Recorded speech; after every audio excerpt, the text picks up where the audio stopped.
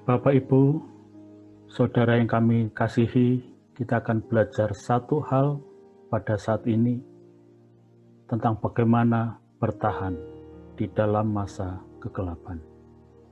Tapi sebelumnya kita akan berdoa terlebih dahulu. Kita minta kuasa Roh Kudus untuk melingkupi hati pikiran kita, sehingga kita bisa menjadi orang yang baru di dalam Tuhan. Mari kita berdoa. Bapa yang kami sembah, kami puja, inilah kami ya Allah. Kami datang kepadamu, ingin mendengarkan akan firman-Mu ya Allah. Buka hati kami, buka pikiran kami. Jangan biarkan kami keras kepala, kiranya kami boleh mau merubah hati kami, pikiran kami, diri kami ya Bapa. Jika kami bisa di akhir renungan ini, menjadi manusia yang baru, yang makin serupa, segambar dengan Engkau Yesus. Pimpin kami ya Allah, urapi hati dan pikiran kami. Berkatalah buat kami, karena kami siap untuk mendengar. Di dalam nama Tuhan Yesus Kristus kami berdoa, haleluya, amin. Bapak, Ibu, Saudara, kita akan melihat satu hal, yaitu tentang badai. Bapak Ibu mungkin pernah tahu bahwa ada badai angin topan yang besar di dunia. Dan salah satu yang terbesar di dunia terjadi di bulan November tahun 2013. Badai topan yang dinamakan Haiyan menghantam 4 negara, Cina Selatan, Mikronesia, Taiwan, dan terutama Filipina. Dimulai dari tanggal 3 November, berakhir tanggal 11 November.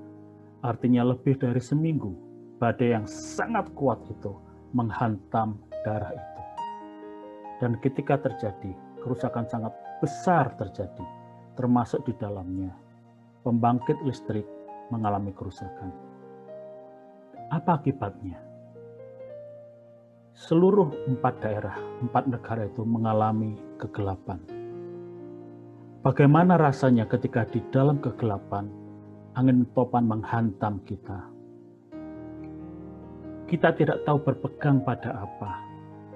Dan ketika kita terlempar, tidak tahu jatuh di mana. Dan kita pun tidak tahu apakah masih bisa hidup saat kita jatuh.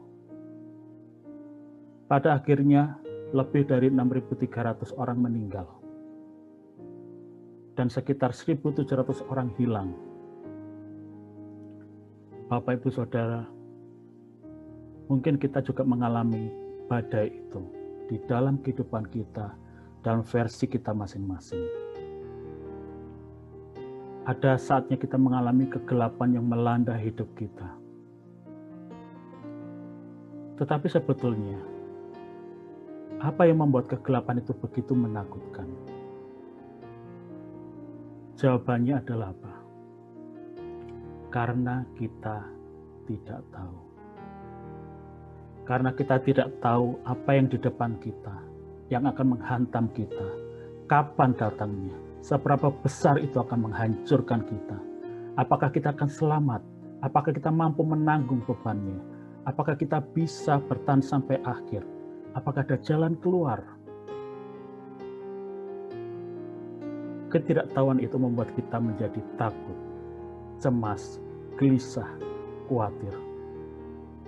Dan ketika rasa cemas, gelisah, takut, khawatir dimainkan di dalam hati kita, makin hari makin besar, makin hari makin merenggut sukacita, makin hari makin menghancurkan hati dan pikiran kita, maka keputusasaan akan datang. Dan begitu keputusasaan menghancurkan hati dan pikiran kita, seringkali sesuatu itu sudah terlambat. Mungkin kita mengalami masalah dalam hidup kita, Bapak dan Ibu, Saudara. Masalah finansial, masalah dalam keluarga kita, terkena sakit penyakit, di PHK, kehilangan pekerjaan, banyak hutang. Begitu banyak hal yang membuat kita menjadi orang yang berada di dalam masa kegelapan. Dan seringkali kita bertanya, kapan itu berakhir? Apakah aku kuat menanggungnya sampai pada akhirnya? Apakah ada satu jalan keluar? Ataukah ini akan berakhir dengan sebuah kesedihan? Untuk menjawab itu, kita akan melihat satu ilustrasi terlebih dahulu. Misalnya kita ikut retret, ada satu permainan yang cukup menarik. Peserta retret diminta untuk ke rumah belakang, ke bagian belakang dari rumah, lampu dimatikan, dan kemudian diminta jalan ke depan sambil membawa lilin yang menyala. Satu persatu peserta berjalan, tidak ada yang menemani di dalam kegelapan yang pekat. Kalau lilin itu mati, maka dia harus kembali lagi ke titik awal dan menyalakannya kembali dan berjalan lagi. Dan tentu saja yang namanya api lilin, angin yang cukup kencang akan dengan sangat mudah mematikan api lilin itu.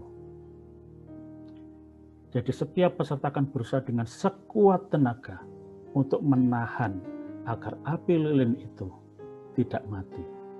Apapun akan dikerjakan untuk menjaga agar api lilin itu tetap menyala. Apa maksud dari permainan ini? Sebelumnya kita harus bertanya dulu, apa sih yang namanya gelap? Kita seringkali mempertentangkan antara gelap dengan terang. Tapi apa itu gelap? Bapak, Ibu, Saudara, sebetulnya tidak ada yang namanya kegelapan. Karena gelap itu berarti adalah tidak ada terang. Terang bisa diukur 1000 lumens, 5000 lumens, 10.000 lumens. Tapi gelap tidak bisa diukur karena gelap itu tidak ada. Tapi lalu bagaimana dengan kegelapan yang kita alami? Satu hal yang menarik, satu penelitian menyatakan bahwa di dalam kegelapan yang pekat, kita bisa melihat satu api lilin atau satu korek api yang menyala dari jarak 1 km sampai 3 km. Di dalam sebuah kegelapan yang pekat, mata kita tanpa perlu bantuan periskop bisa melihat lilin itu. Artinya apa? Begitu terang ada, kegelapan hilang. Begitu terang ada, kegelapan musnah. Kegelapan tidak akan pernah bisa mengalahkan terang. Tapi terang selalu bisa mengalahkan kegelapan. Kita baca di dalam 1 Yohanes 1 ayat 5. 1 Yohanes 1 ayat 5 mengatakan, inilah berita yang telah kami dengar dari Dia dan kami sampaikan kepada kamu. Allah adalah terang dan di dalam Dia sama sekali tidak ada kegelapan. Allah adalah terang dan di dalam Dia tidak ada kegelapan. Sama seperti api lilin yang menjadi satu-satunya penolong di dalam kegelapan. Saat kita memainkan permainan dalam retret itu, sama juga Allah adalah satu-satunya penolong di dalam masa gelap kita. Kalau lilin itu mati, maka ruangan seketika akan gelap dan ketakutan itu muncul lagi. Api lilin harus terus menyala bagaimanapun juga kondisinya. Demikian juga Allah yang adalah terang harus bersama-sama dengan kita kapanpun dan bagaimanapun kondisinya. Kita harus menjaga agar terang Allah tetap menyala dan memberikan kita tuntunan di dalam masa kegelapan. Matius 11 ayat 28 berkata, marilah kepadaku kamu semua yang letih lesu dan berbeban berat, aku akan memberikan kelegaan kepadamu. Marilah kita semua yang mengalami kelelahan, mengalami kelesuan, datang kepada Dia. Dan kita akan mendapatkan pelepasan. Di dalam kegelapan, kita tetap harus memegang lilin itu. Seperti di dalam permainan, saat bergerak dari belakang rumah sampai halaman depan. Kita tidak bisa meninggalkan lilin itu di belakang. Kita harus memegangnya dan berjalan bersama lilin itu satu langkah demi satu langkah. Demikian juga dengan Allah. kita tidak bisa meninggalkan Allah di belakang. Allah harus hadir bersama kita satu langkah demi satu langkah. Tapi bagaimana caranya? Sama seperti kalau kita memegang lilin itu, maka kita juga harus memegang terang Allah. Caranya dengan memegang janji iman. Ibrani 11 ayat 6 mengatakan, tetapi tanpa iman, tidak mungkin orang berkenan kepada Allah. Sebab barang siapa berpaling kepada Allah, ia harus percaya bahwa Allah ada, dan bahwa Allah memberikan upah kepada orang yang sungguh-sungguh mencari Dia. Ibrani 11 ayat 6 mengatakan kepada kita, engkau ingin memegang janji? Berpalinglah kepada Allah, percayalah kepada Allah, dan Dia akan memberikan upah kepada setiap dari kita yang sungguh-sungguh mencari Dia. Percayalah kepada Allah. Janji iman terus dipegang. Caranya bagaimana? Dengan percaya. Abraham dikatakan di dalam Roma 4 ayat 19. Imannya tidak menjadi lemah, walaupun ia mengetahui bahwa tubuhnya sudah sangat lemah, karena usianya telah kira-kira 100 tahun, dan bahwa rahim Sarah telah tertutup. Bagaimana kita bisa membiarkan Allah menolong kita kalau kita tidak percaya? Bagaimana Allah mau atau bisa menolong kita kalau kita meninggalkan Dia di belakang? Seringkali kita ngomong percaya, tapi hati kita tetap merasa khawatir, tetap merasa takut. Apakah itu bukan wujud dari ketidakpercayaan? Seperti Abraham, imannya tidak menjadi lemah, walaupun kondisinya sangat-sangat mustahil untuk dipercaya bahwa dia akan menjadi bapa segala bangsa. Tapi Abraham menjaga imannya. Demikian kita juga harus menjaga iman kita, sehingga kita bisa bertahan di dalam kegelapan.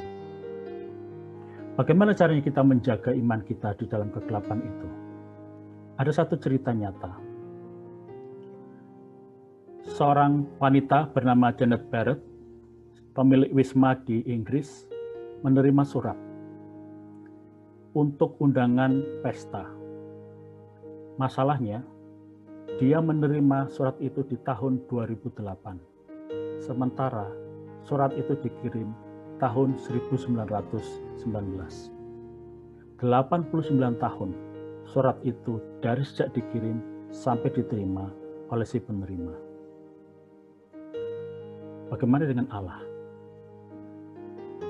Seringkali kalau kita berkomunikasi antar manusia, kita seringkali mengalami kegagalan, seperti surat itu tadi, yang begitu lama sampai diterima.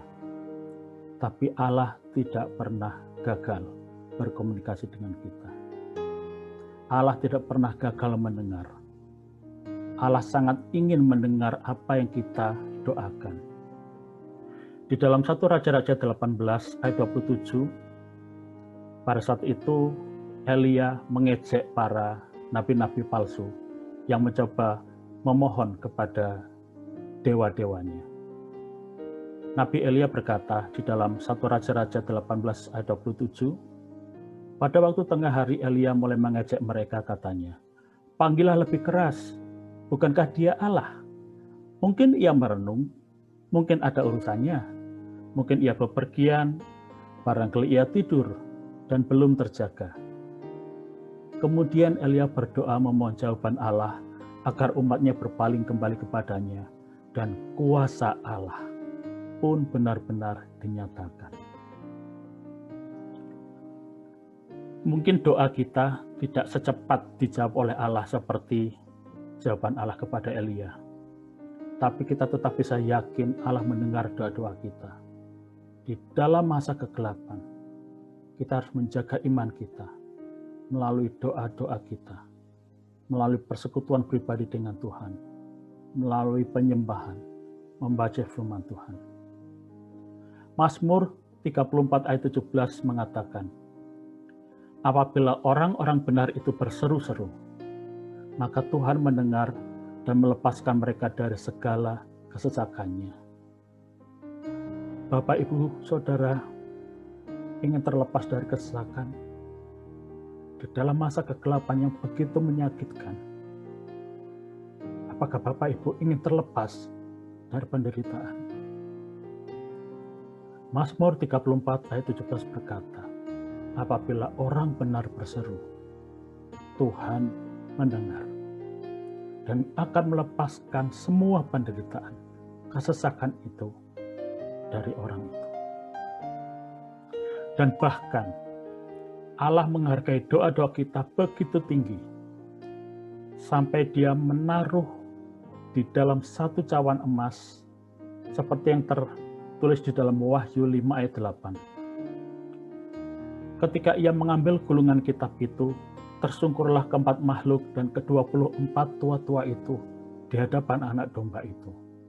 Masing-masing memegang satu kecapi dan satu cawan emas, penuh dengan kemenyan. Itulah doa orang-orang kudus. Allah sangat menantikan doa-doa kita. Bagi Allah hal itu sangat berharga. Datanglah kepada Allah.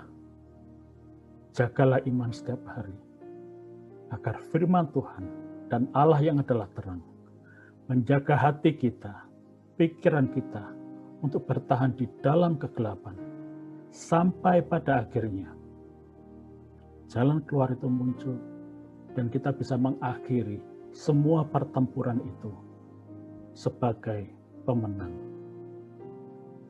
Allah akan menjawab setiap doa kita dengan hikmat dan caranya yang sempurna.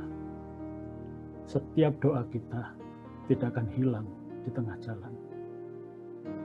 Bapak, Ibu, Saudara, di dalam masa kegelapan seringkali menakutkan.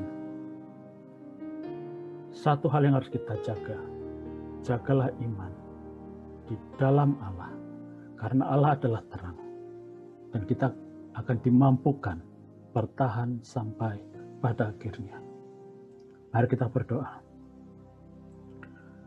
Bapak yang kami sembah, kami puja, terima kasih Bapak, Engkau sudah memberikan satu hal buat kami, bahwa kami harus menjaga iman kami, memegang iman kami di dalam masa yang paling gelap sekalipun, karena kami tahu hanya Engkaulah satu-satunya penolong kami. Tanpa Engkau, tanpa terang itu, kegelapan akan menghancurkan kami, pada kehidupan akan menghancurkan kami. Tapi kami percaya di dalam Engkau segalanya akan dibereskan. Di dalam Engkau ada pertolongan. Di dalam Engkau ada kelepasan. Terima kasih Allah. Kami mencoba untuk menjaga iman kami hari demi hari. Kuatkan kami. Jauhkan kami daripada serangan iblis. Pimpin kami agar kami bisa bertahan sampai akhir dan mengakhirinya sebagai pemenang. Terima kasih Allah. Di dalam nama Tuhan Yesus Kristus kami berdoa. Amin.